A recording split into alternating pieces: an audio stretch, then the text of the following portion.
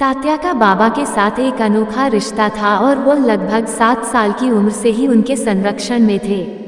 एक बच्चे के रूप में तात्या बाबा को मामा या चाचा कहकर संबोधित करते थे और वे एक साथ खेलते और मौज मस्ती करते थे।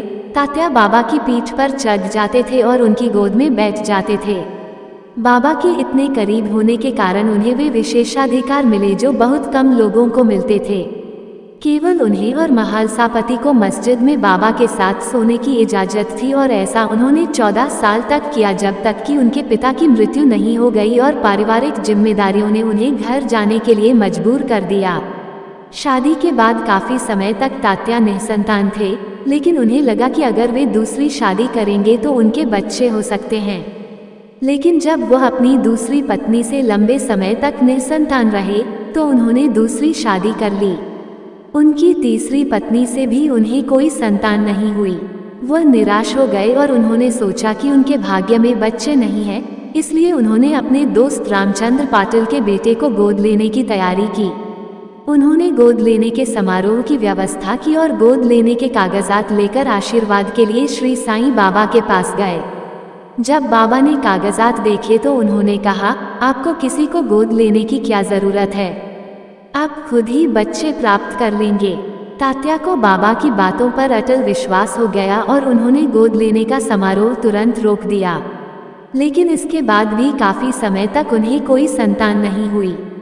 अंततः वह बाबा के पास गया और बोला, हे भगवान, आपने कहा था कि मुझे बच्चे होंगे और इसलिए मैंने गोद लेने की रस्म रोक दी थी। लेकिन तब से बहुत समय बीत चुका है और मैं अभी भी निसंतान हूँ। अब आप मुझसे क्या चाहते हैं? बाबा ने उत्तर दिया, तात्या, यदि तुम्हें संतान हुई तो तुम अपनी संपत्ति खो दोगे। चुनो कि तुम्हें धन चाहिए या संतान। तात्या, जो दिन रात बच्चों के लिए तरसता रहता था, ने उत्तर दिया, धन जाने दो, मुझे बच्चे चाहिए। बाबा मुस्कुराए और बोले, ठीक है, तुम्हें धन नहीं बल्कि बच्चे चाहिए। तुम्हें एक सुआ के बच्चों के बराबर बच्चे मिलेंगे। अब जाओ। बाद में जब तात्या 55 वर्ष के थे, उनकी सभी पत्नियां बच्चे पैदा करने लगी और अंततः उन्होंने एक बड़े परिवार का निर्माण किया। आज पोते पोतियों और परपोते पोतियों समेत उनके परिवार की संख्या 100 से अधिक है।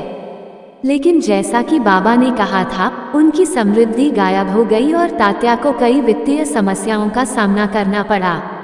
हालांकि श्री साईं बाबा की कृपा से 1945 में बिना किसी के कर्जदार हुए उनकी मृत्यु हो गई।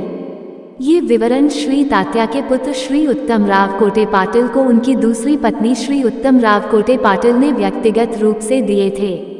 श्री तात्या कोटे पाटिल की समाधि लैंडी गार्डन के प्रवेश द्वार और श्री साईं बाबा संस्थान के पावर हाउस के बीच स्थित है। तात्या को व्यापक रूप से श्री साईं बाबा की आंखों में प्रकाश माना जाता था। संभवतः उनकी समाधि का बिजली घर के निकट होना, जो पूरे शिरडी को प्रकाश देता है, श्री साईं बाबा की दैवीय इच्छा है और पूरी तरह से संयोग नहीं है। तात्या कोटे पाटिल की समाधि, यह अंतिम समाधि है और लंडी बॉग की परिसर की दीवार के बगल में है। बेजमा के प्रिय पुत्र तात्या की 12 मार्च 1945 को मृत्यु हो गई। जन्म से ही उन पर बाबा की कृपा थी। उनका और बाबा का बहुत प्यारा रिश्ता था। हालांकि बाहरी तौर पर उनके बीच एक चंचल रिश्ता था। तात्या ने अपने घर द्वारकामाई में 14 साल तक बाबा के साथ रहने दिया। दूसरी ओर कहा जाता है कि बाबा ने वर्ष 1918 में विजयादशमी के दिन तात्या के लिए अपना जीवन त्याग दिया। तात्या अपनी बीमारी से उबर गए और अपनी समाधि तक शांतिपूर्ण और फलदायी जीवन व्यतीत किया। दुर्भाग्य से उनकी जन्मतिथि और उनके जीवन के अन्य विवरण ज्ञात नहीं हैं।